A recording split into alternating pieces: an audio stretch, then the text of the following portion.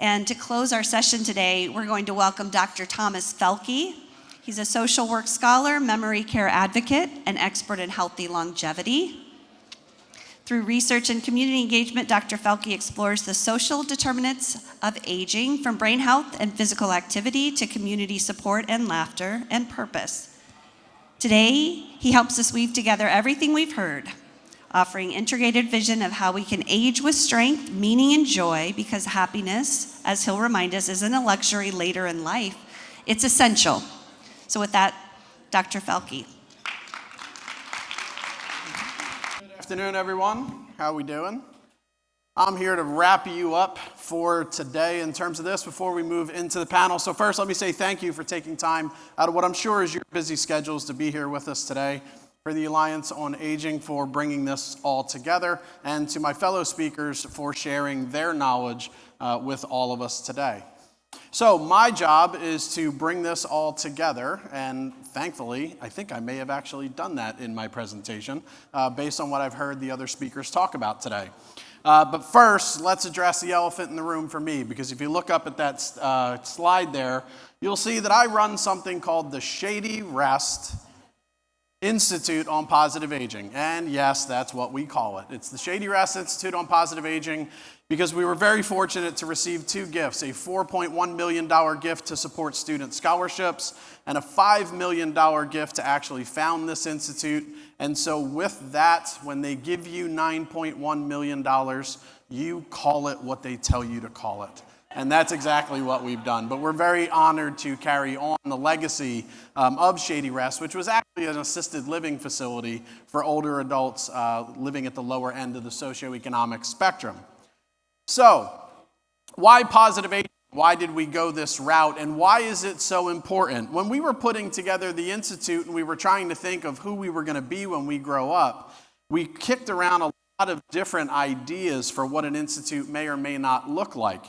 And I had been in this aging space over the past decade over in Southwest Florida on the West Coast, talking to older adults and talking to organizations who support older adults and asking them what are the challenges, the obstacles, and what are the really good things that they see about our communities. And so over time, I heard different things. And as we started to think about it, the thing that always stuck with me was in one focus group, I asked older adults, what they really thought the community thought of them. And a woman looked at me and she said very poignantly, "We feel like a forgotten part of the population." And that struck very hard for me because understanding the large percentage of the population that our older adults represent, I couldn't understand how that could possibly be the case. And they gave me some very concrete examples. They pressed me and they said, "Do you have kids?" And I said, "I do, I have two." They said, "How do you know what to do on the weekends?" And I said, "Well, I have Neapolitan Family Magazine, I have Child and Family Magazine, there's all kinds of things in the newspapers." And they said, "Yeah, where's that for the older adults?" They said, "Do you know what the Naples Winter Wine Festival is?" And I said, "Absolutely, I do work for Naples Children and Education Foundation." They said, "Do you know how much money they raise?"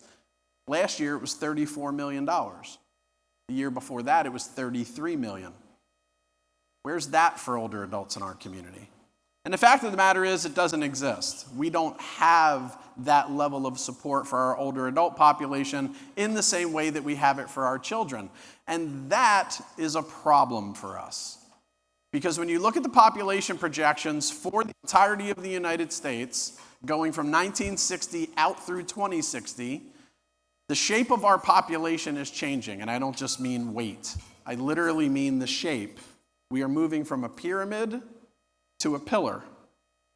We are widening all across the age groups going up. So it's wonderful to see some college students here today who hopefully are going to move into some of those much needed workforce roles that we need to support our older adults, because we know that more and more older adults are going to be present in our society moving forward.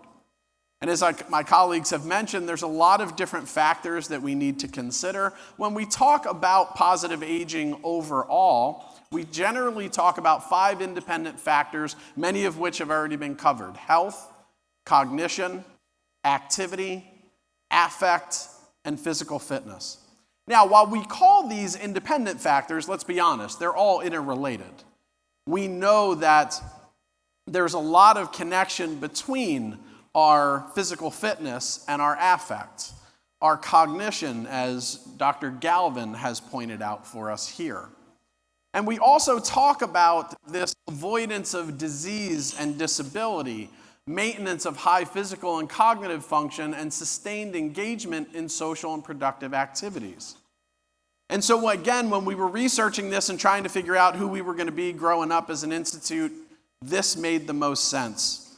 And mostly because one of our mentors came to us and said, the thing that you have to get people to wrap their heads around most is that older adults come to Florida to thrive, not to die.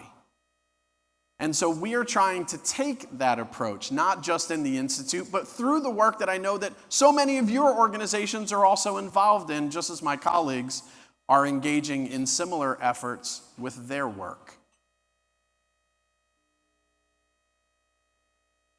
So the framework is important.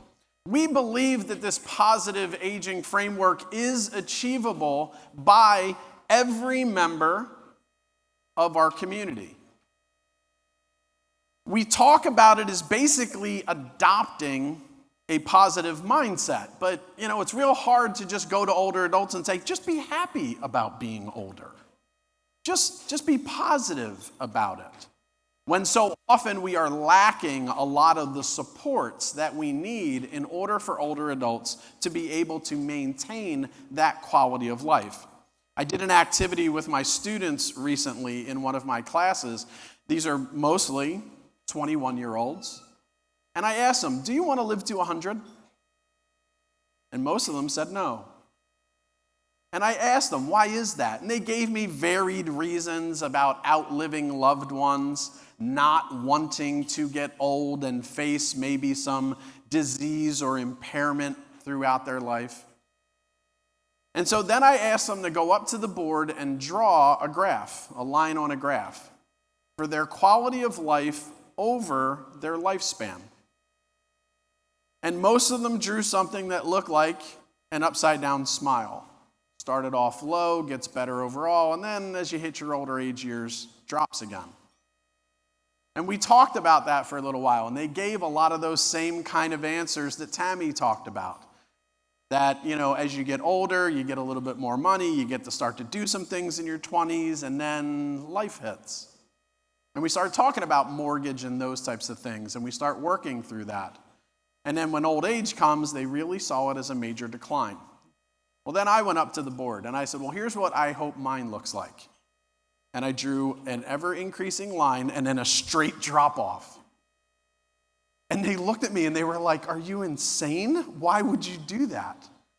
And I said, because my hope is that my lifespan is a constantly increasing quality of life throughout my life. And then when it's my time, it's my time. But that I am still experiencing a high quality of life at that point. Longevity is fantastic. Living to 100 can be a wonderful thing. But if we don't have that quality of life that goes with it, if we are not ensuring that our older adults have those proper supports in place, doing the type of advocacy that Lauren talked about,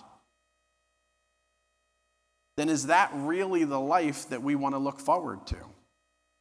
And we need to understand that those programs are shaped by socio-demographic characteristics as well as, again, as Dr. Galvin pointed out, those unplanned stressors and experiences, as well as those natural planned transitions that we have in our lives.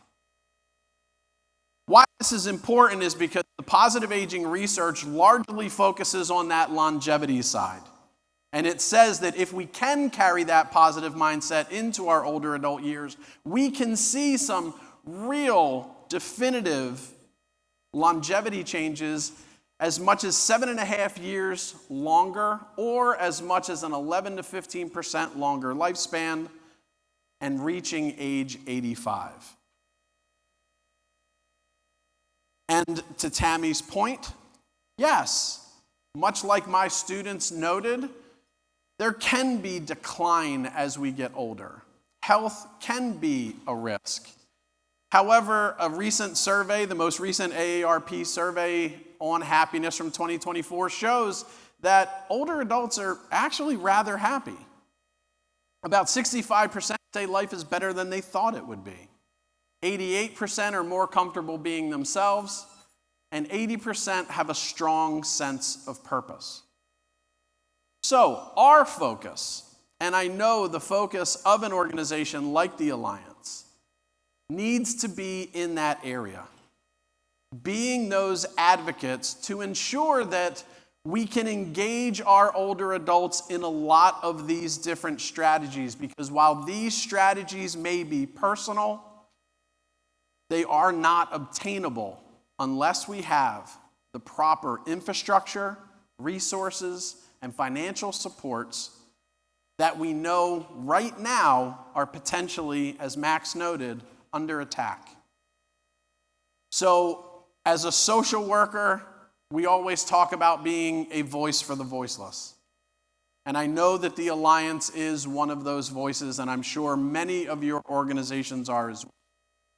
And so I impress upon you as you leave today to ensure that we keep this mindset around positive aging first and foremost in all that we do, to ensure that our older adults not only can maximize their longevity, but also their quality of life across that lifespan.